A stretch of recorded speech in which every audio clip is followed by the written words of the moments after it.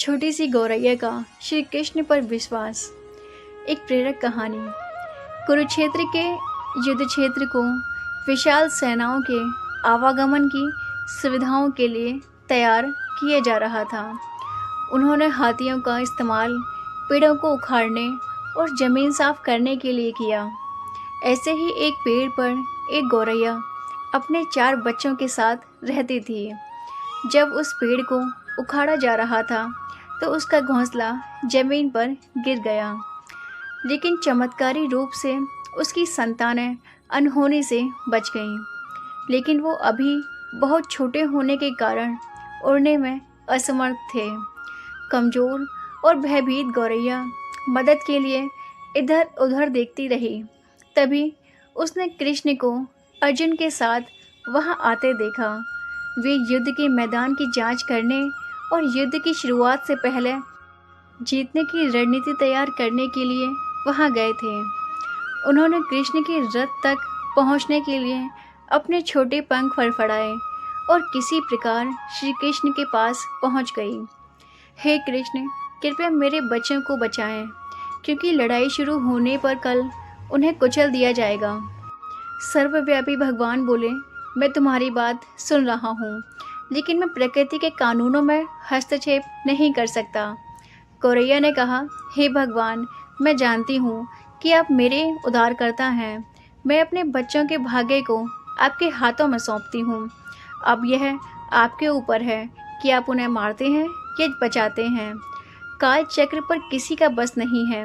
श्री कृष्ण ने एक साधारण व्यक्ति की तरह उससे बात की, जिसका आशय था कि वहाँ ऐसा कुछ भी नहीं था जिसके बारे में वो कुछ भी कर सकते थे।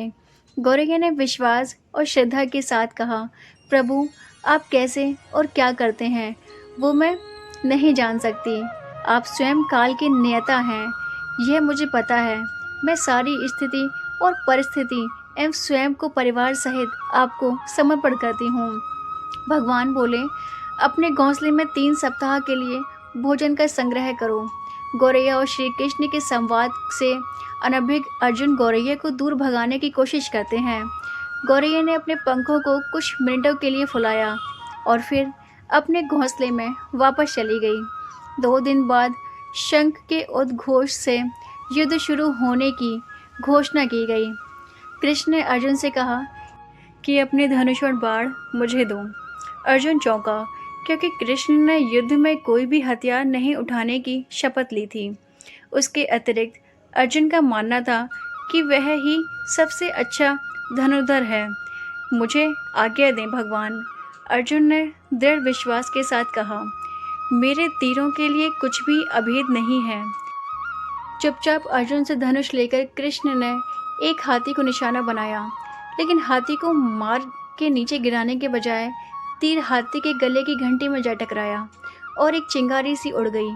अर्जुन ये देखकर अपनी हंसी नहीं रोक पाए कि कृष्ण से एक आसान सा निशाना चूक गया। क्या मैं प्रयास करूं? उसने स्वयं को प्रस्तुत किया।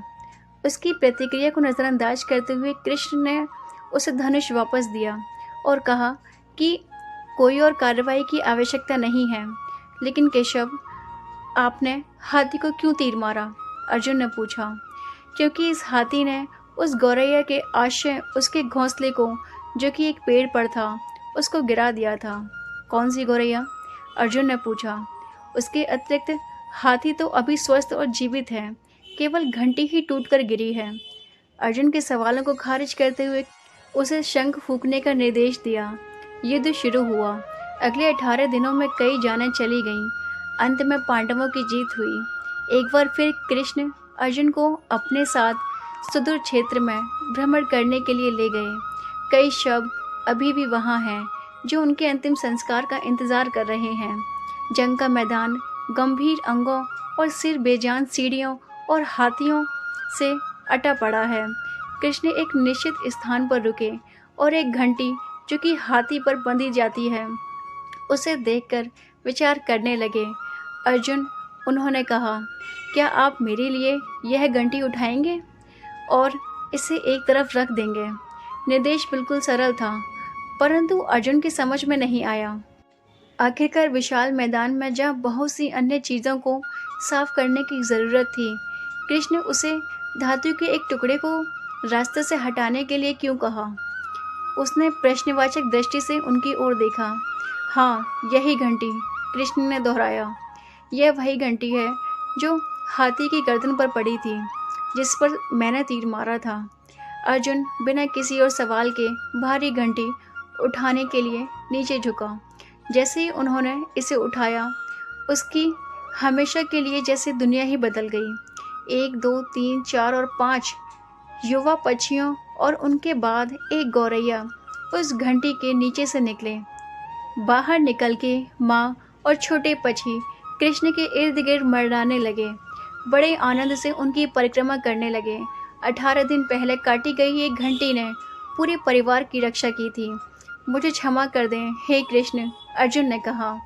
आपको मानव शरीर में देखकर और सामान्य मनुष्य की तरह व्यवहार करते हुए मैं भूल गया था कि आप वास्तव में कौन हैं।